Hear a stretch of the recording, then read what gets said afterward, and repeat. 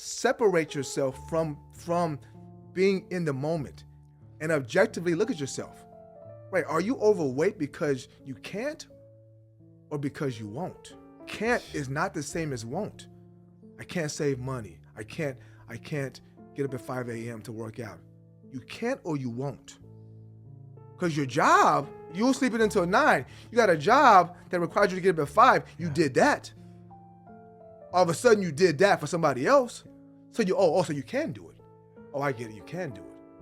You just won't. Welcome back to another episode of High Value Discussions. Today, we are honored to welcome back a truly inspirational figure.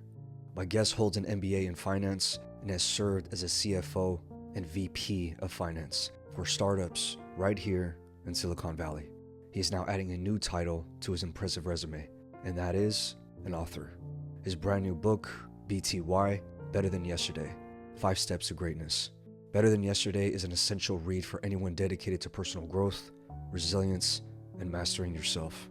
He blends in motivational narratives, proven strategies, and timeless wisdom, creating a blueprint designed to transform your life. Ladies and gentlemen, I give you Bobby Bluford.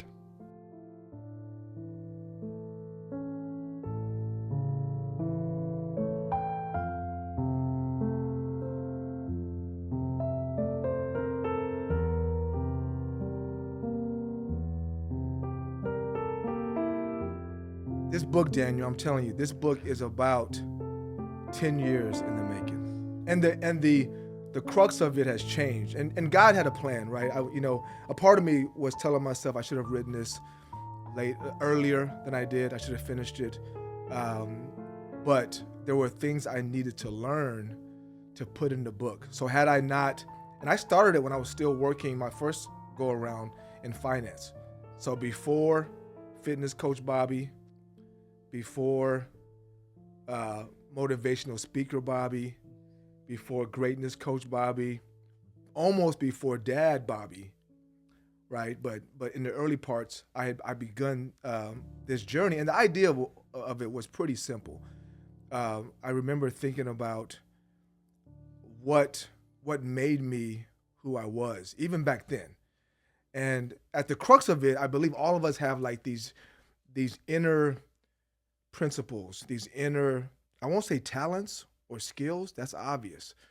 But I think there are things that go with our talents and our skills that embody lessons, embody principles that only we can teach by way of our journey. Like our journeys are so amazingly different. That's why that's why you drive me and push me, because when you see somebody who is capturing the essence of what BTY is, and I'll get into why that name came about. But when you see it, it reminds you that every single journey that someone goes to not only has value in what they're doing for themselves, but there is a lesson or 2 or 20 that their journey has given them to share, right? And so the end result might look the same. Like your podcast might be one of several. So it looks the same on the surface, but how you got there makes a uniqueness of it that you have to share and you have to give. So I was working as a CFO in a startup, and I was like, there are things that I know about life, about greatness. I didn't call it greatness back then, but there are certain things I know about achieving things that as a father, as a football player, as a CFO, only I can teach. So I began the idea. The first book, I won't give the title because I'm going to probably do it still, was about the lessons I learned in football that I could apply to my job as a CFO and my job as a dad. And then as it progressed, I began just seeing more and more connections between achievement/greatness and what it took to get there, and how everything we do in life, every single thing we do in life that has a greatness to it requires these same principles. So I began writing them down, thinking about it, praying about it. And about a year and a half ago, it became to fruition. So I finished it on my birthday in 23. I finished it, which is why I probably mentioned it. I finished writing it. I was getting it edited, um, and then I wanted to have it out. So now it is. Now it's out. What's that process like though, of all the steps? Because when people are like, I finished, it's out. Yeah. But the whole thing of like having a hard copy in somebody's hand, Yeah. it is a big, big process that people don't They understand. don't. Julie Manriquez, who's my editor, I've known her for 3 decades. She's a writer. She helps people write. So I reached out to her to edit it, and I said, so that's why it took. So my goal was to finish it on my birthday of 23. I said, I'm done.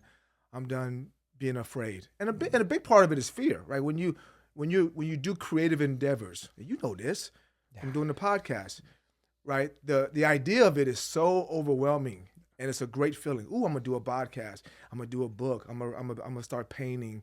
I'm gonna build a business. The thought of it is intriguing, and always warrants respect. Right? Oh, you're writing a book? So when I would hear you're writing a book, that's awesome. That feels good. No one can judge that you're writing a book. Right? They can judge the book. So a part of us is fearful of ever hitting submit on YouTube. Right? Ever hitting, approved on your book copy. Ever putting your art in a gallery. Yeah. Right, painting a picture and telling people you're gonna, start open a gallery, that's amazing. But once it's there for judgment, that's the scary part. Yeah. So having her was great because she could go through it, honestly and kind of pick it apart. And I knew that having that next hurdle to overcome meant the book would be at least ready for print in terms of grammar and that stuff. But the process was it was circular in nature because you have ideas, and we all have ideas. All of us have a book inside of us, all of us. And so you have ideas, you have thoughts, and you begin to, and you and I are both cerebral. And hopefully the viewers who watch this can connect to that part of them that's cerebral, meaning that I always drive around, walk around, and I'm trying to connect dots, like figure out why things work. It's scientific in nature, like why things work. So when you do that continuously and you're receptive to the universe's and God's wisdom, you get all these ideas, all these connecting points. So I was walking around and I was raising my kids and I was working and I was helping people lose weight and I was working out myself, and all these different connections came to me. And then the turning point that made me realize that I had to write a book was I sat down and I said, you know what? I think there's 5 steps. And part of me kind of knew I wanted to do a book, and I knew there needed to be like some kind of catchiness to it, right?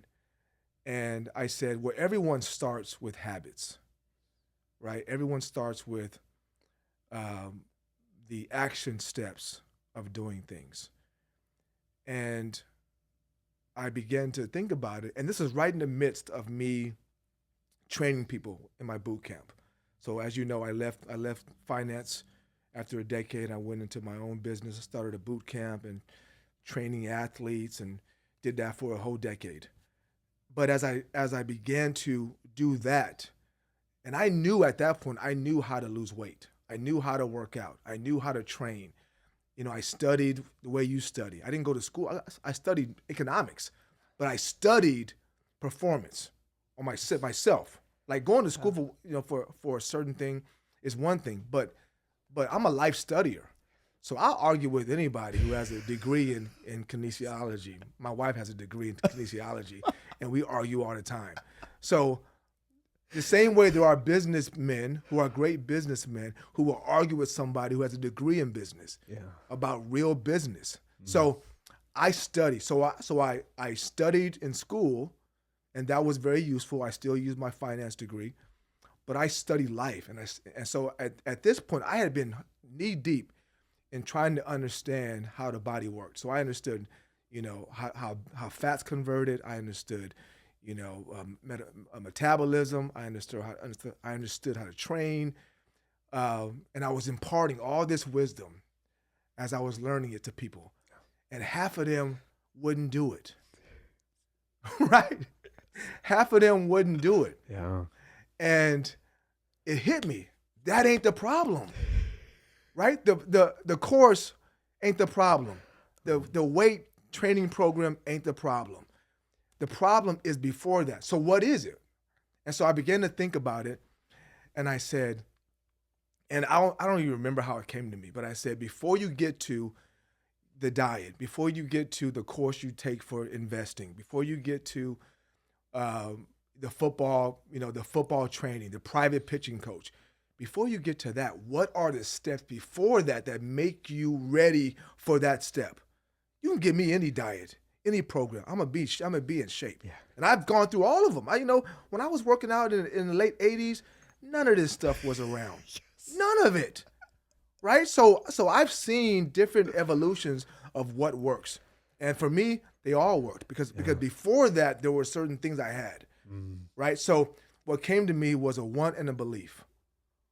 Right? A want and a belief to be great. And so I began over a week's or month's journey of figuring out, what does that mean? Right? Everyone says you gotta want it, all these catchy phrases, right? You gotta want it. What does that mean? Right? You gotta have the desire to be great, all these fancy hashtags. And then the next one was, you gotta have a belief in yourself. Right? Believe it's possible. Right? Put mantras on your wall. That's good. But how do you do it? Right? How do you do it? And so I was like, no one tells you how to do it. And I said, I'm going to figure out what has made this skinny, stuttering, I would say ugly, but that's mean, but no one liked me. So the skinny kid went on to play football in college, right? This kid who was an average student went on to get a master's degree. This kid who was afraid to talk, who stuttered in class, went on to be a talk too much motivational speaker, right? How? Why? When? It wasn't that I went to speaker training with Bo Eason. Shout out to him. It wasn't that somebody gave me the magical formula for training. It wasn't that I had a tutor who taught me how to study better. What it was is I began to understand how to make my want strong enough, and then how to fortify belief in that. Yeah. And I didn't know I was doing it, right? But once I realized that's why I did it, that's why I am who I am, I began to understand and look into and research and find out why I want it so bad. And how can I make people understand that's the problem sometimes and help them want things? And then why do I believe things are possible for me? And for those who don't, how can I help them understand that's the reason they're not losing weight, and then help them to believe in a way that makes the next steps, the diet, the exercise program, the tutor, make those steps possible and make those steps usable, right? So once I had that, it was just like, okay, I got 2. I know 3 is action steps. So that was the 3rd step. And then the learning, the insatiable desire to continue to evolve. And then the last one was, how do you continue that drive? So the steps became, in like maybe a weekend or a week, I got them all in my head. It was want, believe, go, learn, and persist. And then from that point, that's going to be Coach Bobby's 5 steps, right? And so that's how it started. And from there, I began to think about, write about, and I had been writing, ideas for a book. I had been thinking about ideas for a book. But at that point, I was like, you know what? It is what it is. Now I know what the steps are. And that was literally 2018, maybe? 18. I started writing. I started doing videos. Like, go to my YouTube channel, and there's videos of, oh my gosh, horrible videos. Horrible. But I began to understand that this could help people. So I don't care how it looked, but horrible. So I walked through every step, right? But I did it. And the more I talked about it, the more I believed it, the more I talked about it and wrote about it, and began to look around and see, oh, that's why she's missing step 2. Oh, that's why he's missing step 1. Yeah. Oh, that's why. And so I began to connect them. And it was like, God, you're giving me all kind of stuff now. it's a wrap. It's over. It's over. It's a game changer. And so then I was like, then I felt pressure to really put it into a book. And then the next 5 years was kind of like, let's get it going. Yeah. And it was up and down, right? I would work on it for like a month or two, and then get distracted or lazy, and then come back to it. And then one day I was like, you know what? A friend of mine published a book quickly, and I was like, you know what? I'm done. I'm done waiting around. So by my birthday, this was in 23. By my birthday, I'm gonna have this book finished. And the idea was to get it out by the holidays, which didn't happen. But that was the goal. And then in the next, 6 months, I wrote 1,000 words a day. That was my goal, 1,000 words a day. That's the workflow. Yeah, and then I finished it. You were experimenting on yourself. You were finding things, and you, in a way, found your own formula. Yes. And then you wanted to pass down that other formula to others. And it's so interesting within this because everybody, they process things so differently. Right. They're like, Bobby, I don't take that in. I don't do things this way, so forth. But I've always learned something that I've learned within myself, and I know you're the same way. It's so funny when you're actually doing the thing, that's where the confidence gets raised. Just like with you, you stuttered when you were younger, right? Yeah. And then you started doing YouTube, and then you started doing speaking. Yep. And then you're like, man, if I keep doing this, I just get better and better. 100%. And look at you in this podcast too. It's polished to the point where I would never assume that you even stuttered back in the day. Thank you. When you keep doing the reps over and over again, the confidence, man, is very, very, you can't put a word to it. You really can't put a word to it. You can't. It's funny you say that because part of what kept me from finishing it was because I had developed this this desire to make connections, and because so it's weird. I'm a nerd. I'm a nerd. Now I love saying it because I'm a buff nerd, right? right. But I've always had this thing for being creative. Right, I grew up. I drew. I remember I took like 6 months when I was like 10 years old to draw like this big old aquarium picture, and I was so like. I mean, my sister to this day says, "Remember that picture you drew of the?" Because I literally took like a week to draw one little fish, and then anyhow. So I've had this creative part of me my whole life, and so. I always think of things like names for workouts or ideas or conceptions that I can name a certain way, and it becomes like a Bobbyism, right? And oftentimes it's funny. I'll think of it in the moment, and I'll say to the person I'm talking to, like I always say, and I have never said it before, but it becomes a new like mantra, right? So when you were saying that. It reminded me of one of my anecdotes in my book. But the reason it took a while to finish it is I didn't want to leave out any of my anecdotes that apply. So I was trying to. I would think of an anecdote that I had in my head that I used months ago or years ago, and I would think, okay, where would it go in the book? Right. So to your point, I have a thing in there that's called systematize your dream. Right, and there's 3 parts to it, and it goes right in line with what you're saying.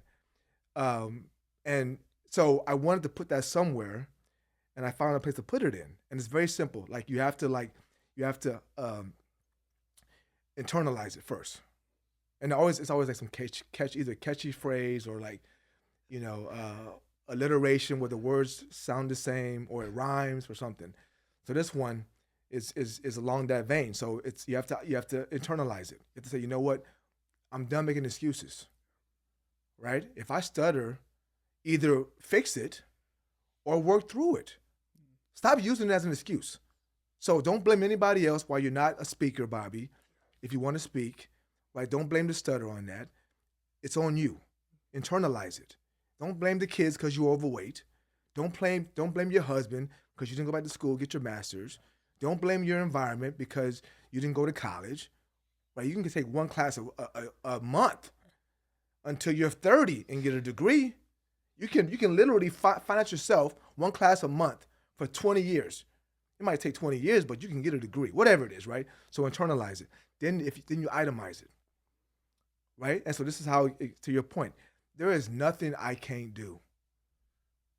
If I internalize it and I figure out what it's going to take. Now that price might be bigger for me, right? If you are overweight by 30 pounds, it might be harder for you to lose 5 pounds than me, but there's a way to do that. Eat one fewer donut a week, walk one more mile, whatever it is. You can sit down and figure out what the journey is and the cost to pay to get where you want. It might not be close enough or soon enough for you, different story, but you can itemize it back to your whole reps thing. So I knew that my YouTube channel sucks, but ain't no way I can do this for 10 years and it still suck. No way. There's no way.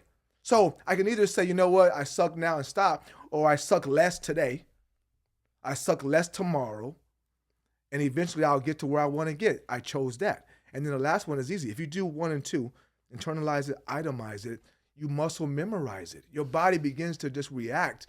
So now I speak. People say, how you do that? So I don't even know, dog. You know how I know? Go to my YouTube channel and see how crappy I was. That's how I got here. Like, how you get your arm so big? What exercise? It ain't an exercise, dog. It ain't an exercise. It's as natural as breathing. Yeah, I've been doing it for years, right? So that's why it took a while, because I have dozens of them. My book has dozens of them. So, and the hope is that there'll be 1 or 2 or 10 that catch on to people. Like, wow, this one, the other stuff sucked in the book, but this one right here, Bobby, this one right here sticks. So that's the goal. So I was like, man, so every time I forgot something, it made me more fearful to produce it, to publish it. Because I was like, man, what else did I forget? And so I was like, after a while, after I had gone maybe 2 weeks without, a reminder coming to me, I said, okay, well, I think it's all out. I think I wrung all my ideas that I had out. And I didn't. There's more that I didn't put in the book, but so that's what it is. Like you just kind of go through it, and then all these pieces fit in one of the 5 steps. So that's kind of how it evolved. What I hope the book does, Daniel, is flip on its head how we look at greatness, right? I didn't invent the word. I use it. I'm not pretending I'm the end-all, be-all.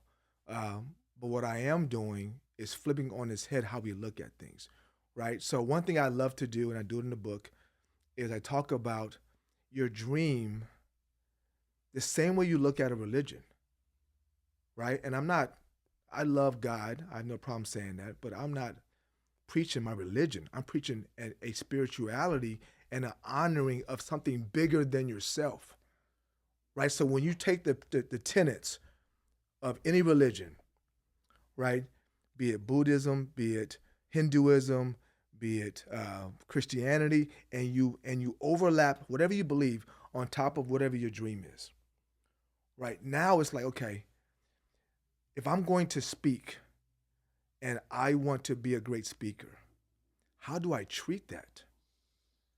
Right? And I did the same thing with my football team I trained, with my son, my daughter, with my role as a CFO, as a father.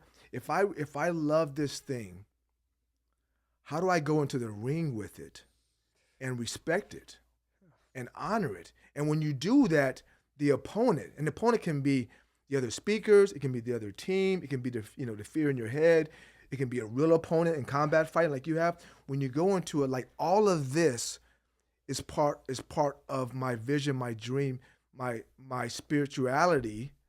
I'm gonna honor all of it. So I would never come here unprepared. I would never come here to wing it, because I respect what I'm doing here for the people watching. I respect you. I respect the gift that God gave me to do this. I respect the dream he gave me and the assignment he gave me to help people. So for me to come here and be like, oh, I'm the best, my book is out, that's not what it's about. It's about, and it's about honoring what you're doing. Yeah. And I told my family as I was on my way here, I texted them, I said, look, I'm nervous, but I'm saying the same prayer I say to you guys. My son played, I coached him. I never prayed for him to play well. My wife was interviewing for a job. I never prayed for her to get the job. right? My daughter is a power lifter now. She's freaking strong as heck. I never pray for her to win the competition. What I pray is that God use them. God use me in a way that allows me to use all the skills and talent you gave me to serve somebody. To serve you, to serve who's watching this, and then rely upon all the work you've done to let God use that. God put you through all that stuff. He got me ready. And so in this moment, I'm not praying for him to help me do well. I'm saying, God, just use what you did for me in a way that you need me to do. Right? And so I'm honoring it. So that's what it's about. It's about honoring the process, honoring what you're doing. And when you do that, you look at it differently. Whether it's weight loss, whether it's, building a business, you look at it differently because it ain't about me. It ain't about you. It's about what was I meant to do in this moment with this thing that you gave me. Growing up, everybody kind of aims to have a certain title to their name, CFO, whether it's like they want to be a chef, they want to be a doctor, etc. Yeah. I didn't know what I wanted to be. Yeah. I just wanted to be useful. Right. Because I have a fitness agency as well, right? Yeah, right. And this individual never prioritizes his health, and he's 32 years old. And he was like, man, not only am I feeling like amazing, but I feel like everything around my life is feeling amazing. Yep. And I told him, I was like, brother, everything starts like with you. Mm-hmm. If you start sculpting you, everything around gets, in a way, Right. not easier, but you embrace it with more, like with a smile. Yeah. Like there's chaos over there, there's problems over there. It's like, let's go. What do you got for me today? Yeah. Let me face that. Yeah, exactly. It's so strange. Like I feel like it all starts with this, but people prioritize. No, I got to put them first. No, I got to give time to this. It's like no. Why don't you prioritize the one person that you're always with the most, which is yourself? Which is yourself. Yeah, I have. It's funny how we're like, bam, it's all making sense, right? So one of my things about fitness, and I'll tie it to like overall greatness hunting, is to your point. I've always told people, and because we pretend in fitness, at least, we want to pretend it's about health, and it's not. Which is let's be honest, right? I'm not saying it shouldn't be about health, because obviously that's part of it. But most of us don't want to lose weight based on health unless the doctor says something to us that we don't want to hear. Right? Outside of that, it's always about how you feel, which is based upon how you look to yourself. Right? You have your own standard. I'm not trying to say you should have, six-pack abs, big biceps, but you you know what you want. And when your image is not matching that, you have dissonance. Right? And so my point has always been, like, it ain't about the kids or your husband or your wife. If you don't like what you see in the morning, this is to your point, if the first thing you say to yourself is negative, how can you be a good mother? How can you be a good CFO? You can't. So you say, I want to take care of this first. Work's more important. My family's more important. I get that. But you can't do the best job you can do if you don't like you.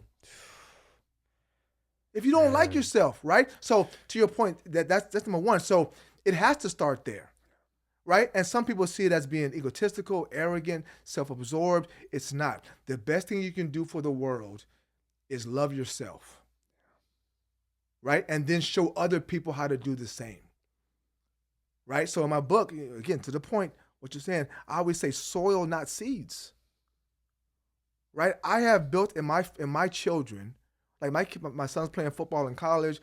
My daughter's finishing college. She's graduating this year, which is crazy. And people say, well, you've always pushed your kids to be. No. My daughter didn't want to lift weights or work out at all until her sophomore year in high school.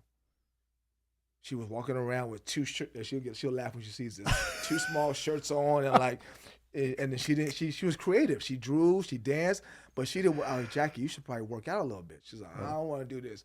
And then one day it clicked. But I've always told them, like, when you decide to do something, right, you better honor it. Like, if you're going to draw, you want to be a drawer? You want to draw, Jackie? Let's go to Michael's. We're going to get 15 canvases.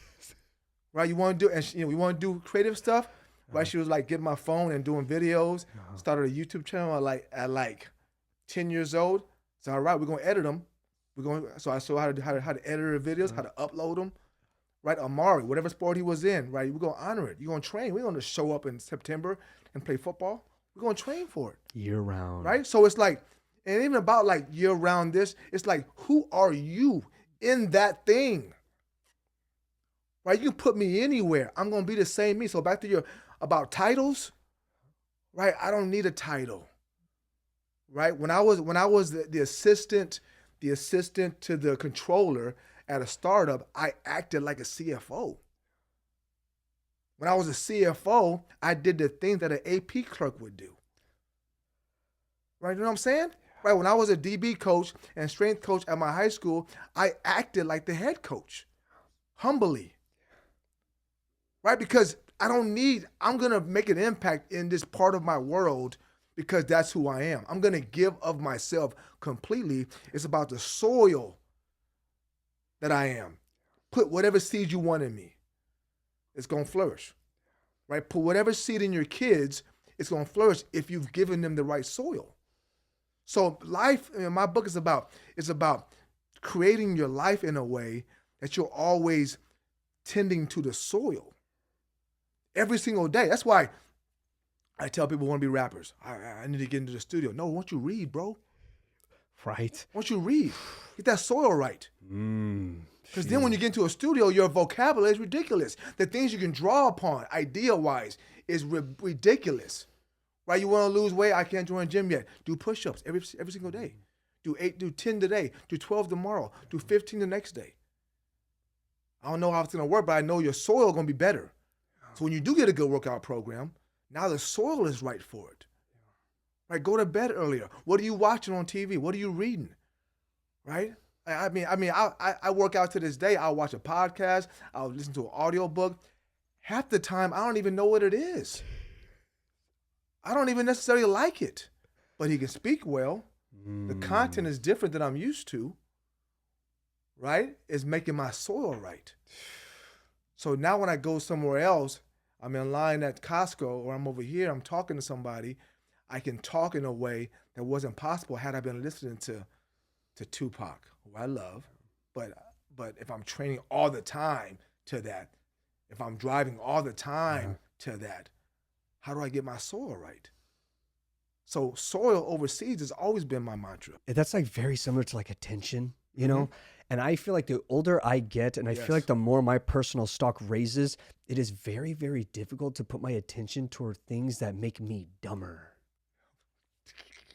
I genuinely can't do it. I have it's not even a mean thing. I've lost friends purposely because I'm like, Can't do it. I'm not growing here. Yeah. We're having the same conversations that we did since we were kids. Yeah. The trajectory that you guys are going, I cannot follow through with that because if I go out with you guys, I'm babysitting. Yeah. And I cannot do that. Exactly. And I'm not going to put myself in a position where I'm going to be put in like liabilities and I got to take care of everybody. And then we're in this big old fiasco, street fights, cops, etc. No. So I am very, calculated on like everything that I do. Yeah. And I think of the what ifs. It's funny because like, again, I wanted the book. So the book is great because, it sounds funny saying that. The book is great because, because it's, I hope it to be, you read it once. And boom, okay, now we're planting seeds in my brain. Wow, Coach Bobby, that's deep. Right? Then you read it again, and then it's practical. Because every step, all 5 steps, and it's the nerd in me, the computer science major for a year at UC Davis in me, designed it in a way that was so structured. Right? 5 steps. Each step has a story. Right, relatable story that takes some like seemingly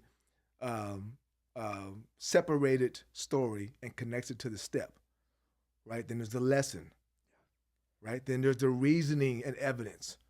Like, okay, you don't believe it based on my story. You don't believe it based on the lesson I told you, how it's relatable. Well, how about this scientific reasoning to why this is true, why this step is true, right? And then work. Yeah. And then work. So in there, it's 500 pages, but you saw a lot of it is like whole page of just That's what I was going to ask you about, because what I love about just literature in general, it's just like I'm accumulating so much knowledge. And separately, I have to write. You know, when I want to put something down, really put something down where it's like there's pages and there's room to write. Books, you can annotate. It's not like you can write your own, like your thoughts, etc. This, before I pick up any book, I always skimmer through it. I'm always like, what's going to, and then I started to look at all the pages that were like, write this down, write this down. And I was like, whoa. It came, like, which is why the book took 10 years to write. Because ideas came to me later that would not have been in the book in 2018, right? So I began doing these BTY symposiums, student athlete symposiums. Idea came to me 3 years ago. My son was part of this spring summer 7-on-7 football team, and the coach had played at Oregon, and so every year they would do a tournament in Portland, and part of the trip was they would go visit University of Oregon and Oregon State University. You know, walk through, see the field, locker room, get a talking to by the coach. Well, part of that was they gave him like an official like lanyard. They gave him a swag bag. They made them feel like recruits, right? And then the coach came in and talked to us. So I was sitting with them. The parents came too, and I was watching all these young men be engaged as the coach of Oregon talked to them.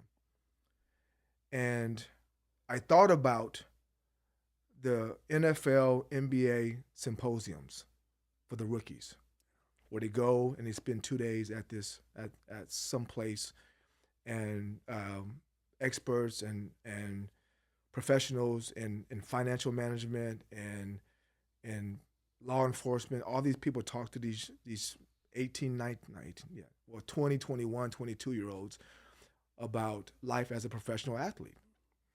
And I said, I want to give something like that for young student athletes. So I created this symposium. The idea is to do like a 2 or 3 day event where we go away, kids come in, and it was so great because, again, going back to why the book happened later, was I was able to do this because I had been doing speaking training. So I could see myself doing this. I couldn't see myself doing that before the speaker training.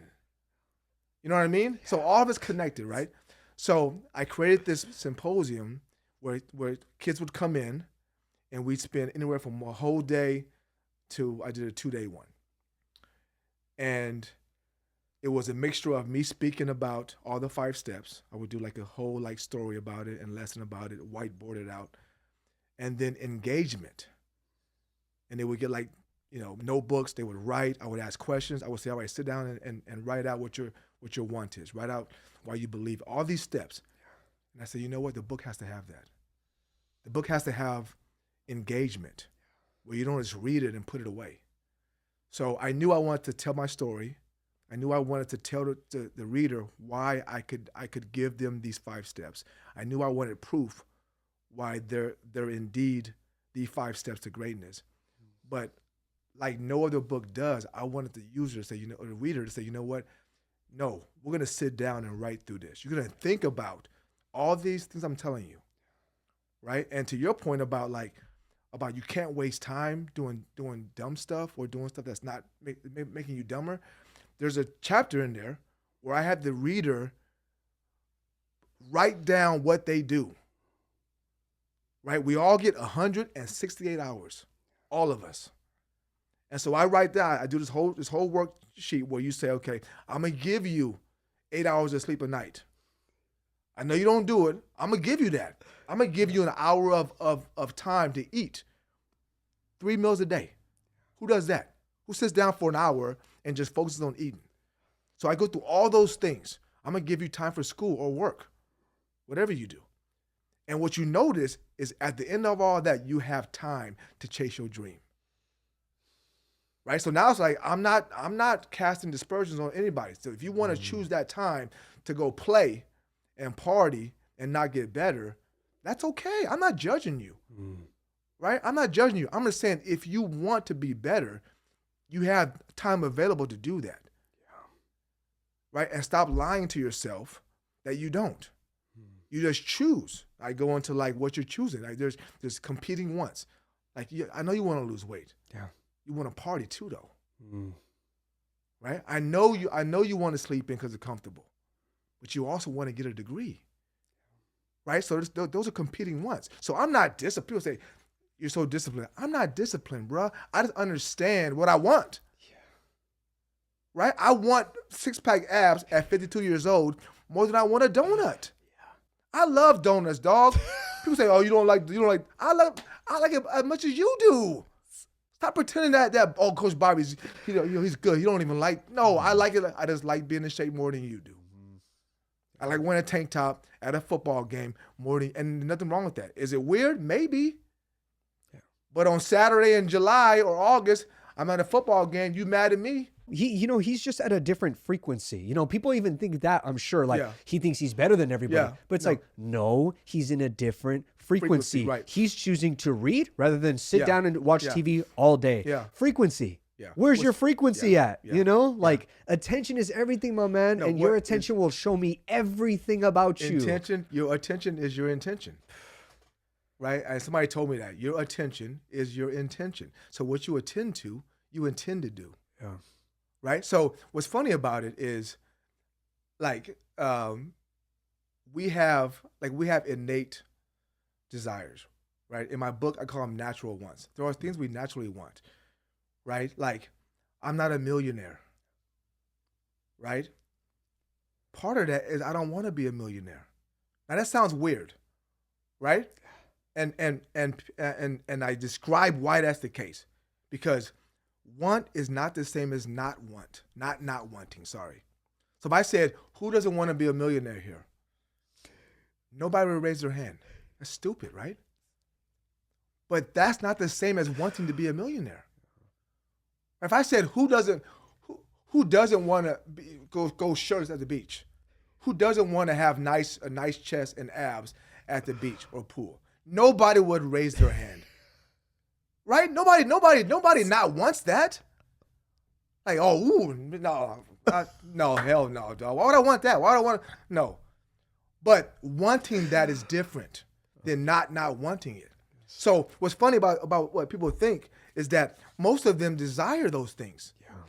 And so what they're getting mad at is that I've chosen that desire over the ones getting in the way.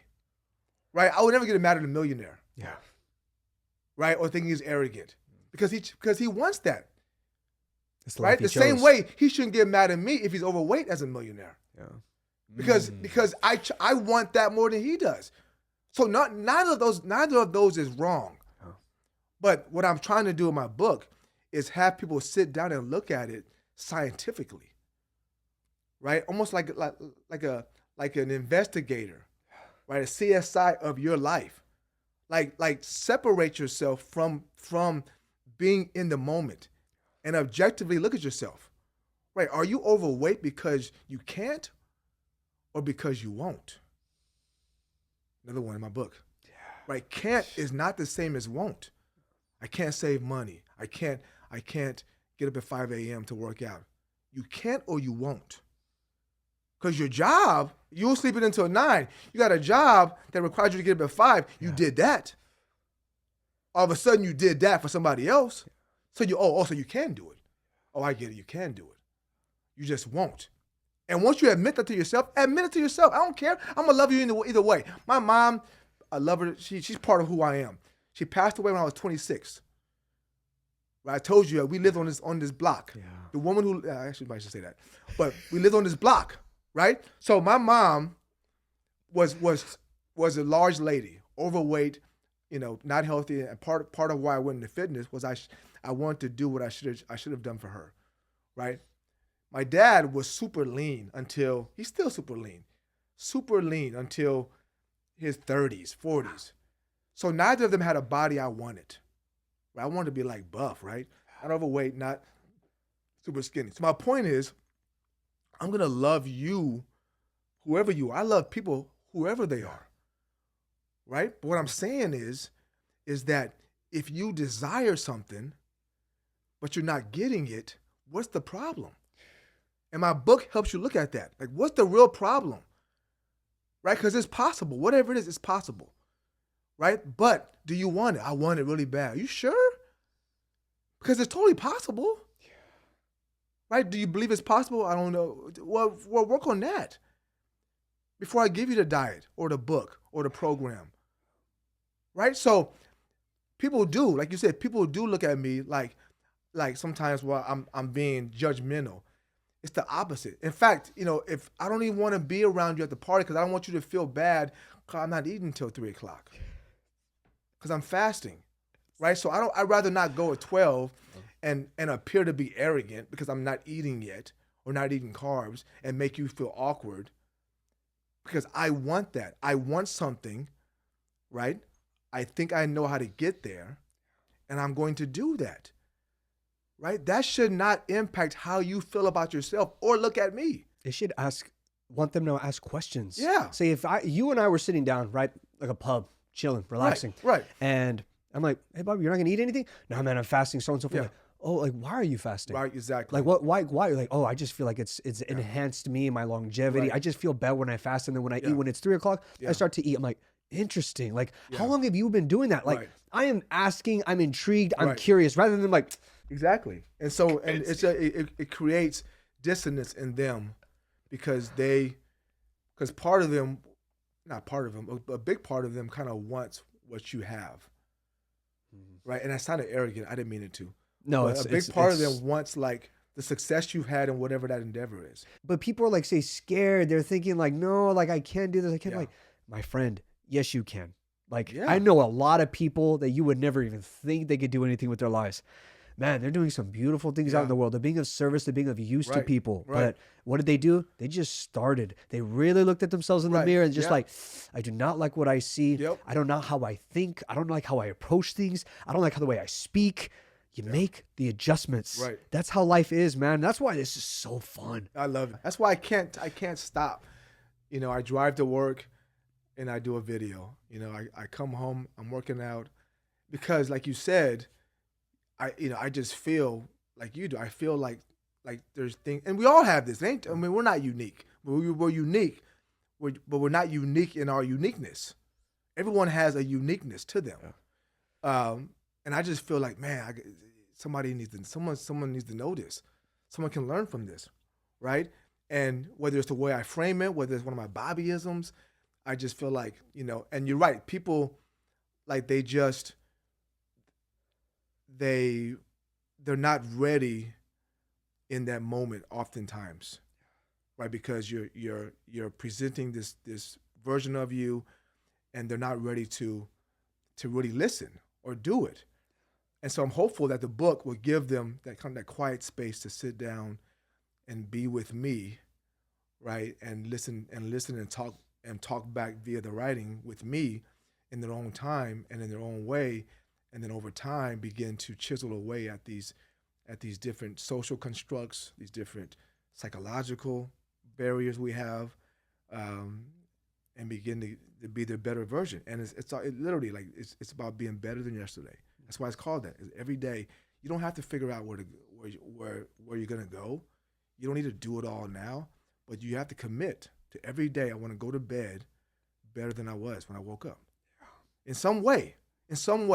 And most of us, which is it's a foreign concept to me. Most of us don't live that way at all.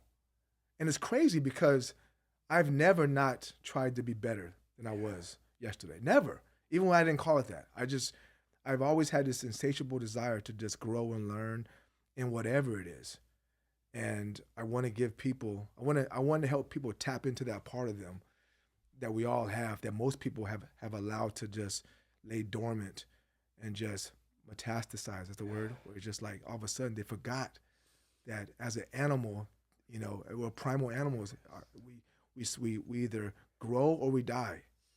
There is no stay the same. And so people, I'm trying to remind them through the book of who they are. When you have a tool, when you have knowledge, and when you've created this formula for yourself and you're able to pass that on, and then seeing them execute and seeing them flourish right after, that is another undescribable feeling that you feel within yourself. You're like, I need to keep doing this. Yeah. I Oh, yeah, it really need feeds to you. keep doing It this, feeds man. you. The feeling that you get from assisting somebody is Yeah. very, very fulfilling. Yeah. Being a father, being a husband, Yeah. very, very fulfilling, man. I Right. feel like one of the best things about you, I feel like you have these different wavelengths of Yeah. fulfillment. Yeah. That's why you have that look to you. Thank you. You know man. what I I'm mean? sure Like it is, yeah. you have a certain but people have a certain look to Right, them right. who give back, Yeah. who do right in this world, who Thank you, man. who do a service to people. You know what I mean? Like look what you talk about titles. You have a lot of titles, Yeah. and author is crazy. another I title. was driving here today. I was like, man,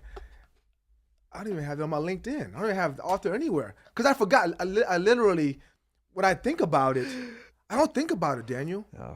I really don't. You know, you say I look a certain way because I'm a father and I've been a coach, I've been a speaker. All these things give me like a certain resonance to me. But the book kind of God wrote the book through me. I really believe that. Like my life history, my mom, my dad, my brother, my sister, I call them Wetsu, which is an acronym, but my boys from college, you know, my high school teammates, my wife, all my friends, like they wrote it, right? I just happened to kind of be the vehicle through which all these lessons came to me. And because I've downloaded from God and the universe these 5 steps. And as soon as I did, again, around 2017, 2018, as soon as I did, I began to just be on the lookout for all these different proving points, right? And okay, yeah, that's step 2, that's step 1. There's a story behind this. And I began to see how in every part of not only my life, but all lives, this is applicable, right? I want to be a great father. That's the first step, right? I can go to all the classes I want to go to, all the parenting courses I want to, but if I don't desire to be a great father and know what that looks like to me, like what does that look like to you? Does it look like certain things? You have to want it. And so that's as a father, as a coach, as a speaker, in my own fitness, that made me do it. Because like to your point, now I can help the mom and her son, the coach and his team, right? The CEO and his admin. Everyone can benefit from it. And to your point, now that I have it, it can't be me doing some random talk on YouTube. It can't be me just sitting down with somebody over and over again. It can't be me just doing symposiums for athletes. I gotta have something that's structured that everybody can go get, right? And it's crazy because there's people have been reaching out from like my whole life.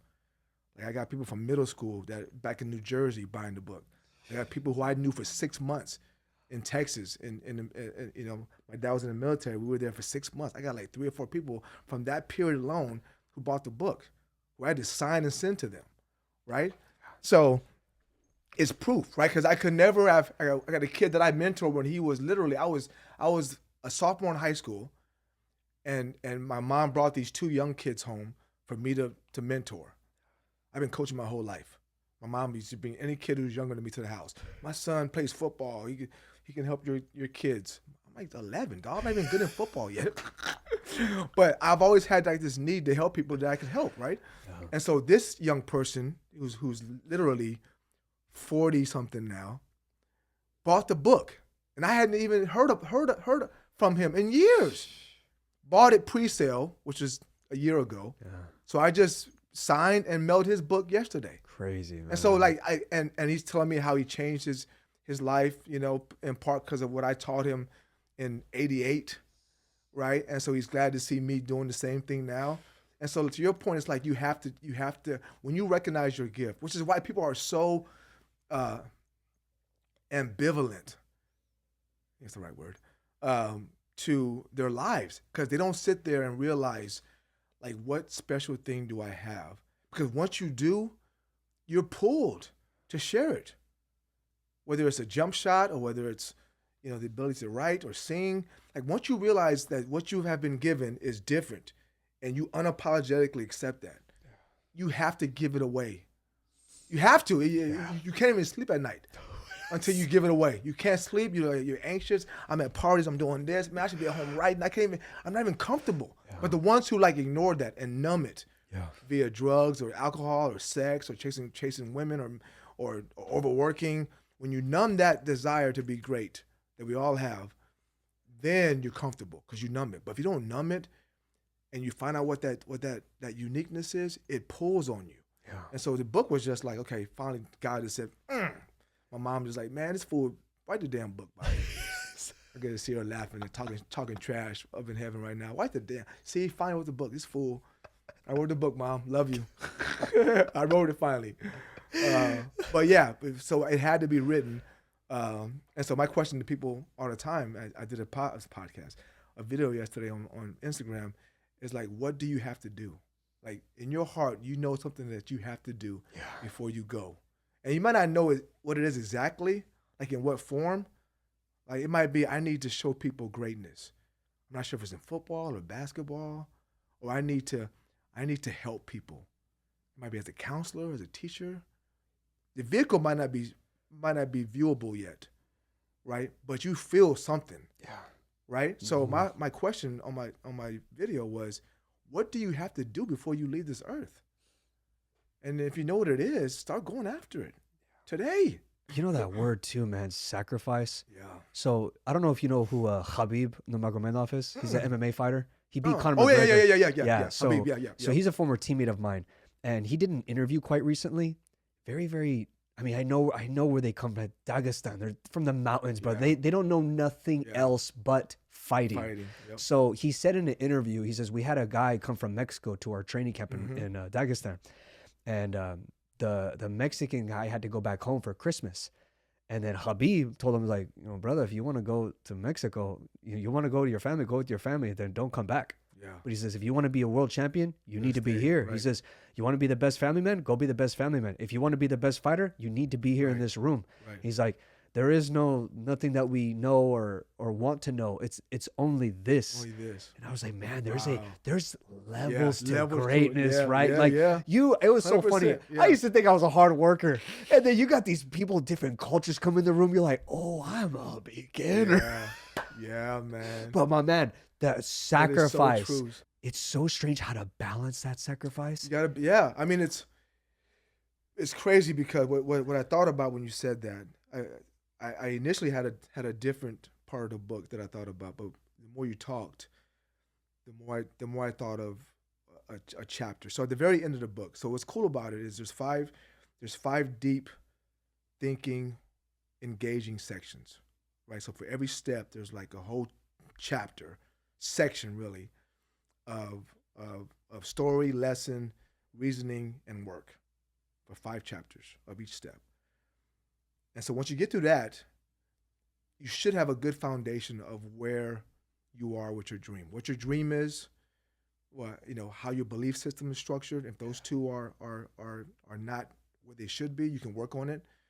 And then how to design the action steps and the learning process and how to build and fortify your persistence around it. So those things are all done, right? At the very end, again, so I wanted the book to have 3 layers. Read it, absorb it, think, oh my God, this is different. Go back through it, do the work. Take time on section 1, step 2. And then once you've done all that and you feel it's working, then you have 3 sections at the end, all short stories in 3 sections. I call them Lucky Sevens. Again, one of my Bobbyisms. So there's 7 stories in 3 sections. One's tough love. So if you're like, you're kind of working hard, you're on the right track, you just need Bobby to yell at you. Yeah. You need Coach Bobby to get into you. Remind you of who the F you are. Yeah. Right? That's the tough love. 7 short stories. Then you got encouragement, right? You want to quit. You want to give up.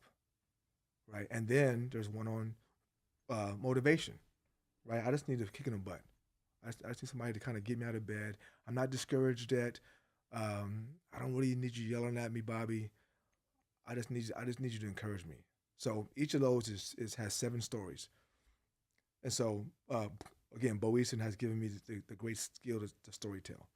But one of the stories is called it costs what it costs, right? And I use the analogy of cars. So my daughter, we didn't buy her. My father bought her a car, Honda Accord, nice car, right? We bought it used, but it was like 5,000 miles on it. You know, her popo bought it for her, right? She loves that car. I love that car, but it's not a Mercedes, right?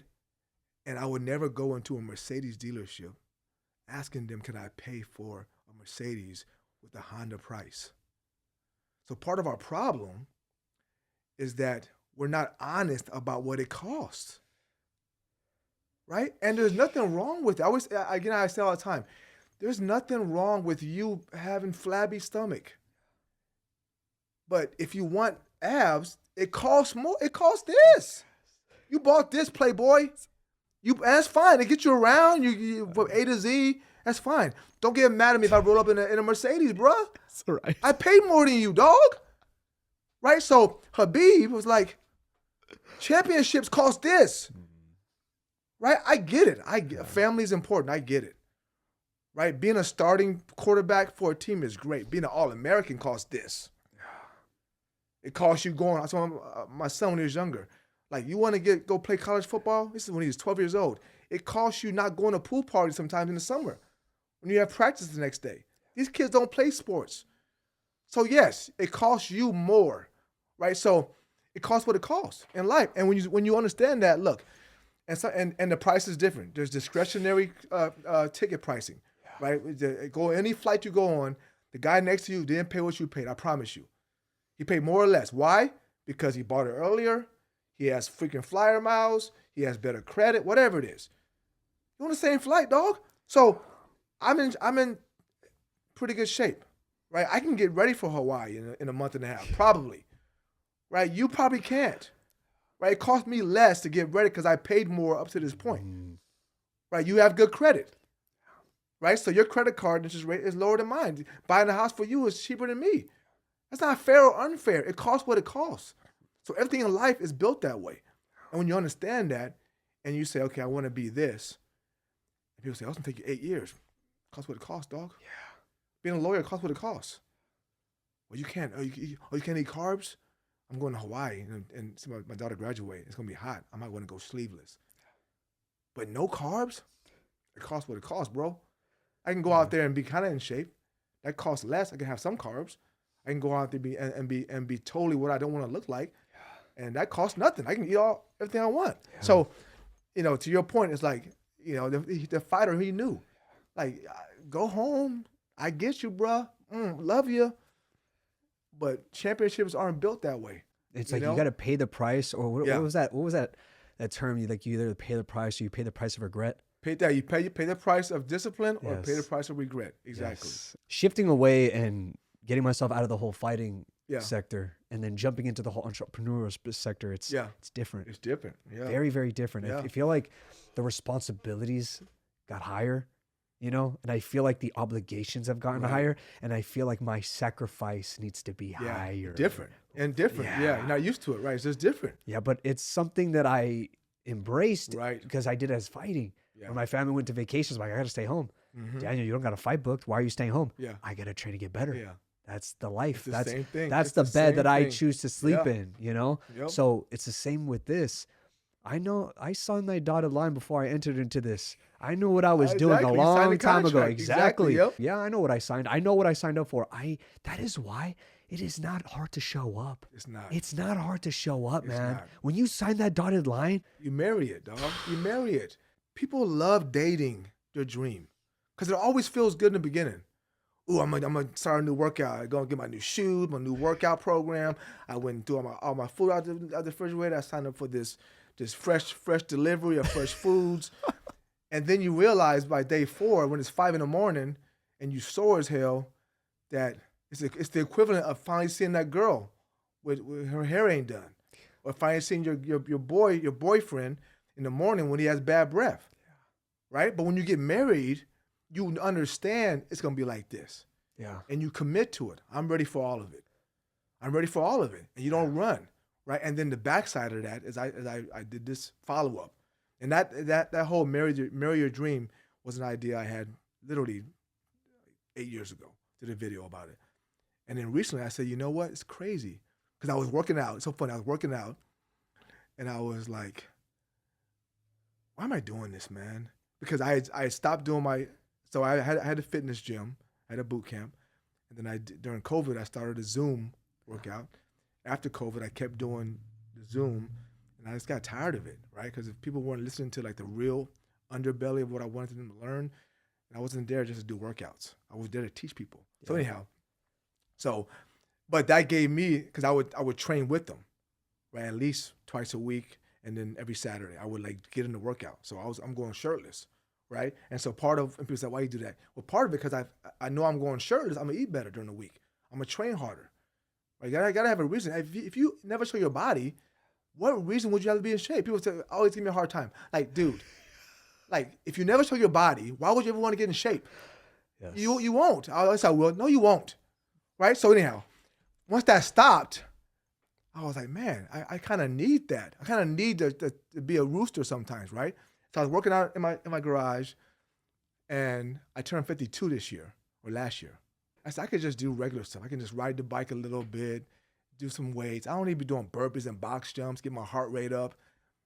And then I said, well, your dream is to be in shape, right? Your vision of why you do that has been for the last several years to show people what they can do with their lives, and then more importantly, be a vehicle that makes people receptive to other lessons, right? Kids listen to me because of how I look. It sounds vain, but I walk into a school and talk about going to college, talk about being an emotional lion. That is received better because of how I look, and I get that. I don't shy away from it. I don't pretend it's not true. I walk in, I'm wearing a tight ass shirt, and I'm like talking to them about taking your life seriously, about not doing dumb stuff, not doing dumb drugs, not chasing women all the damn time. Be great today. They listen. So I'm sitting there, I'm training. I'm like, man, well, I know I'm doing that still, but I don't really need to be super buff anymore for that. And then it hit me. You can quit that dream, but you gotta divorce it. Right? So I gotta do a video on that. I said, you know what? Everybody who has quit, you made a decision to quit at some point. You didn't say it out loud, you didn't do a video about it, but you decided that losing 30 pounds is not important. You divorced it. It's okay, because we can re-engage, start dating it again and remarry it. But the first step is admit you chose to divorce it. And so I said, look, the only way I'm getting out of this thing is to sit down. Same way the Navy SEALs do. Right? Navy SEALs, when they quit, they gotta do what? Ring the bell. Yeah. Tell the whole crew I quit. That gives me chills, dog, to this day. Yeah, like when they quit, that's part of the process. And that lives with them You gotta forever. ring the bell, dog, and say you're done. So when you have a dream and a vision and you dive into it like we do, like, you know what?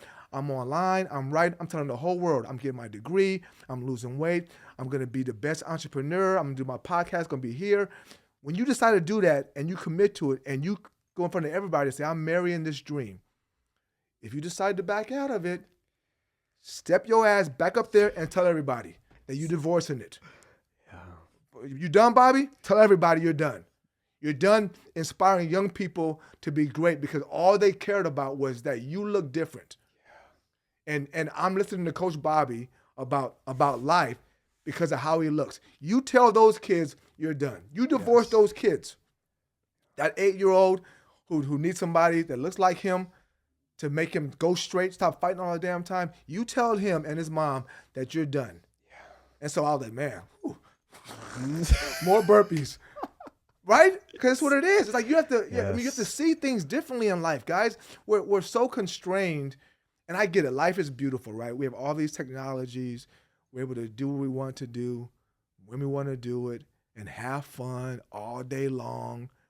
But life has never been about fun. It isn't. And they get so mad at me. It's the truth, and I apologize. It's the truth. But no animal in the whole species is predicated on fun. Yeah. None of them. And including us until 100 years ago. right? Before all this stuff happened, we didn't wake up thinking about fun. Our fun is struggle. Adaptation is synonymous with struggle. Like you cannot. I watched. I found this Netflix series called Alpha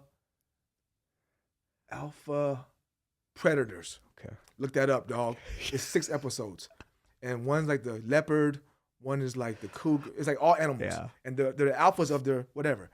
And I was like, so my son and I watched it. I was like, man, this is getting me pumped because it's the same thing. Like, and of all the species of animals, we're the most predatory. Like, we're the baddest of all species, right? So we're not different. But you're right. So adaptation is about survival and procreation. That's it. At the heart of animal existence, it's survival and procreation. Right? Erase away all the stuff that we've been able to create because of our brain capacity. All of that's away. TVs, podcasts, 8-to-5 jobs, the stock market, clothes, all this stuff we created. Before all that, we woke up to survive and procreate. That's it. And so once you understand that, then you still want to have the enjoyments of life. But chasing your dream and vision is the same thing it's always been, is that how do I create inside of me a primal want and a primal connection to my lineage, to my family, to my ancestors, which is natural to us. The same way a leopard or cougar mom like will fight 5 freaking hyenas. That's a natural. So we've allowed comfort of modern technology to strip away what's natural to us, and that's the fight. That's why I love, like, I've never fought combat fighting. I love it because, and football is my version of that, right? I play football, but it ain't the same. I would compare the two all the time though, because it's it's colliding. It's colliding, but it's like it makes you tap into those parts of you, that no one addresses, that no one thinks about. The fear, right? The fear. People say, I'm not afraid. Then you stupid, bro. Yeah. There's a guy trained for 4 months to and kill it's not you. Impressive. If you ain't afraid of that guy across the ring or that guy gonna hit you in football, that's not impressive. No. Because something's wrong with you. Like fighting if you're crazy is easy and not impressive. If you grew up and like you wore a helmet to school, that sound mean, but if you grew up like something was wrong with you and you chose to fight as a living, that ain't impressive because you're not there. No. Right? If you are there and choose to play football and run to another human being at full speed, then you should be afraid. Right? Yeah. But the ability to face that is what makes you feel alive. Because it reminds you and your spirit of what you are primally. Yeah. Like your whole day as a caveman or as a lion, or your whole day is built around that natural, there's a sound. Yeah. Like they know there's a sound, dog. There's a rustle. You're always on your toes. There's a rustle going. So we lose it. Yeah. And again, it's not good or bad.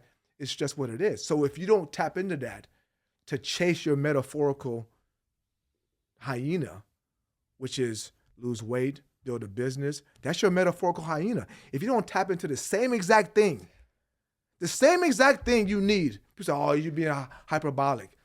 I'm not. It's the same exact chase of that thing you want. If you don't tap into that somehow, some way, that's why I'm weird. I yell. I walk into the office like, let's go, man. I'm like, damn, really? Yeah, I'm chasing greatness today. And to me, that greatness is a hyena that's grabbed my damn young baby cub. Yeah.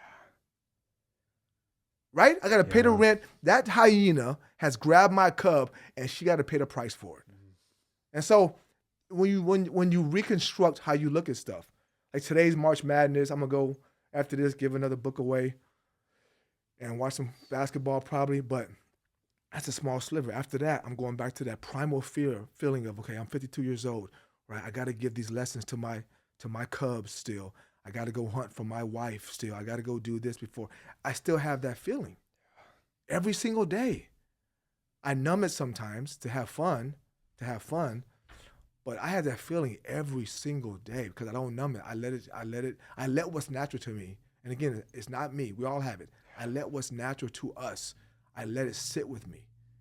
And I let it give me fuel to go out and do things that appear to be extraordinary, but they're merely me just tapping into what's natural for all of us. Like if you stop attacking, you are not yourself. No. You know? No, and You're it's not stagnant. aggressive. It's not masculine or feminine. It's just who we are. Again, you can't sit still and survive in any other species except for us. Like we can survive for a long time just sitting. We can order food. We can turn on the television. But if you choose to just live the way you're designed to live and be in attack mode at life, right? Not in a negative way. I'm just attacking life, dude. Like you are not gonna beat me. And beat me is a word that has a connotation to it. I don't mean like I'm winning over life. I mean like I'm gonna compete every single day to be the best version of who I am. And I might lose some days. But you gotta fight me every day, universe. Every day you gotta fight me, dog, because I'm not gonna sit here and just take it and just stay here. Yeah. I'm gonna get up and walk towards your part of the ring every day. Every day, you know what I'm saying, D? I'm getting out of my ring, right? I'm getting a kiss from my wife and my kids. I'm gonna walk towards you every day. So you might hit me today, my ribs. I might go to my knee. But after this 2-minute break, whatever it is, I'm still there. I'm gonna come back, and I would hope my book gives people that same idea. But how old you are, I'm 52, still chasing new stuff, right? But I want people to say, you know what? He's right. Whether I'm 52 or 22, overweight, underweight, uneducated, educated, there's somebody across the ring that I've been wanting to go after, and I've been avoiding. I'm avoiding it no more. I want you to give the main core reason of why people should click on that link and buy this book, even though you gave so much spiel. Right. But put that stamp on it, brother, because the time that I'm with you, it's valuable. And I know when people grab this and buy this, that's what they're going to get out of it too, is value. Yeah. But if somebody was intrigued, and if they didn't watch this whole episode, what would you tell them? Yeah, the main reason to buy the book, guys, is very simple. Tried and true steps to greatness, proven by science. I just was able to accumulate the knowledge, put it into 5 discrete steps. But most importantly, unlike most books, it allows you to engage. It makes you stop, listen to yourself, write, react, and make steps toward those things that most books just talk about. Yeah, beautiful. I love it, brother. Are there any closing statements you'd like to give, my man? I love you, man. I appreciate love you too, brother.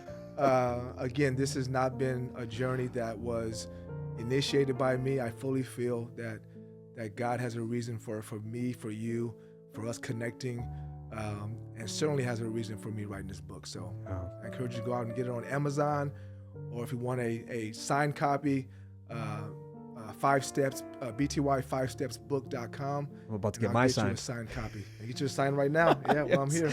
Well, my brother, again, going back to this whole time, man, time is my love language, brother, and I appreciate your time, man. This is the second time we're meeting, but I feel like I've known you my whole life. That's the impact that you give to people, though. Thank you, man. That's the crazy thing about you, my man. Like the whole aura, thank you.